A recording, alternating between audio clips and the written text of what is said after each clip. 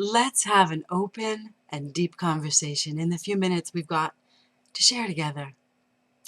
So I want to ask you to be honest with yourself as I ask you, women, my ladies, are you getting tired of faking it?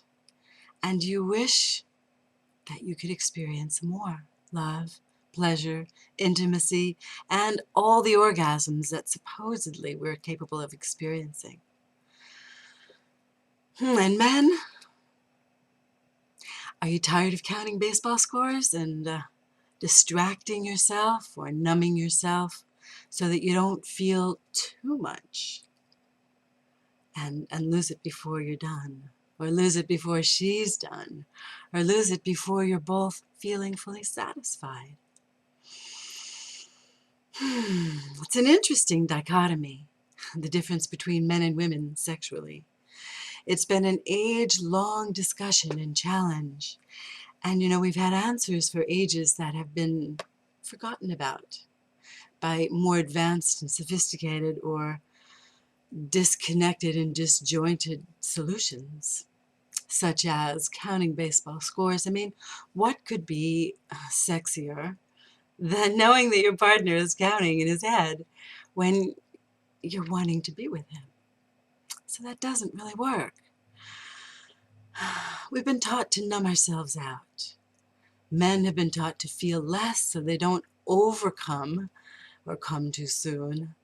And women have been taught to not feel so much so that we don't show up as being too loose, too available, too, I don't know, the connotations of being a tramp or a whore or slut. What are these terms?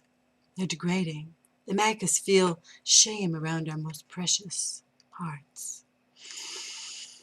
And so they cause us to shut down.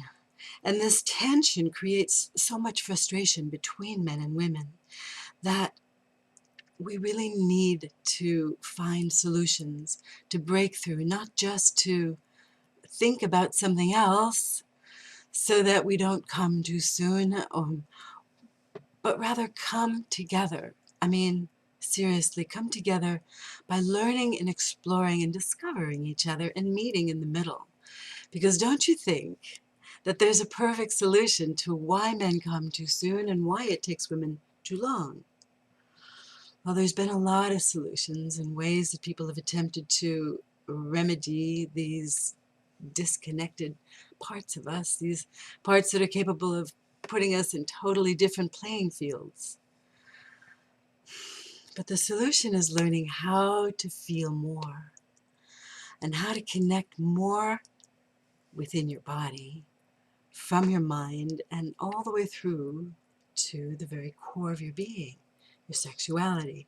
But really how to feel it from an integration and a place of embrace and love, loving, conscious love. So why is it that we close our eyes when we make love? And what would happen if you didn't close your eyes, but instead you looked into and felt the love of your partner in their eyes? If you felt the beauty of them loving you and feeling the joy of your love shining back upon them in their eyes, that's a really deep, intimate, powerful experience that's sometimes so revealing. It can be intimidating. It can be vulnerable to see yourself in your partner's eyes. But I'll tell you something that I've found, that no matter what you're hiding, no matter what you don't want your partner to see or love or know about you, that's the part that shows up as a glitch. That's the part that prevents you from being deeply, fully, totally, intimately connected. Because this experience starts from within. Orgasm starts with a place of total embrace and intimacy with oneself, intimacy within you, that you can feel all that you feel, whether it's pain or pleasure or numbness, and allow it to be part of your journey, part of your teaching, part of your gift that you give to your partner. Now, I know it might not sound very romantic or sexy to share a vulnerable or fearful feeling, and sometimes it can cause some disturbance if your partner triggers his or her own memories around it rather than being really present to you. Which is why sometimes it's helpful and important to have a coach or a guide that can hold the space for you without getting drawn into your sexual drama. But trust me, your history and your experiences with regard to your sexuality, the good, the bad, and the ugly, are the ways that you will learn and evolve and grow and become the greatest lover. Through embracing all of it and learning through it to give you fullness in your compassion and your empathy, your sensitivity, and your ability to feel what your partner is feeling. Because vulnerability can be very sexy.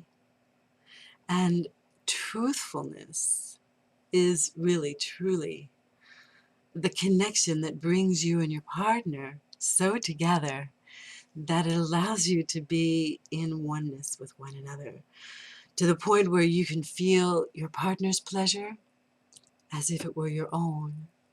Or as one of my lovers put it, to feel you feeling me creates the most bonded and deep and profoundly delicious states. So that takes practice, and it takes safety and trust. And these are things you need to learn how to support one another in. How to create a safe space, a foundation that will allow whatever feelings need to come up, whether it's pleasure and or pain, or a combination of the two, which is usually how it works. I know from my experience and as a sex surrogate partner. For those of you who don't know me, I'm Mare Simone, and I'm excited about what I share. I took on a training to become a sex surrogate partner and offer the psychology and understanding. And I also trained and developed an understanding of the sacred arts, the systems of yoga, and the practices of living in truth that blend the mind and the heart, that blend our whole being, so that we're not just making love with our physical body and one area of our body, but we're intimately connecting and weaving together our whole being with one another, mind, heart, and body,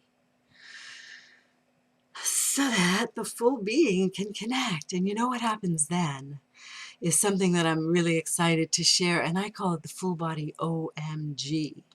Because that means that your whole body, your mind, and your greatness, your spirit, your unlimited capacity to feel are intimately connected together and are sharing an expansion where orgasm becomes not just a sexual experience, but it moves into your heart and opens your heart and activates and rejuvenates every organ as it moves up through you.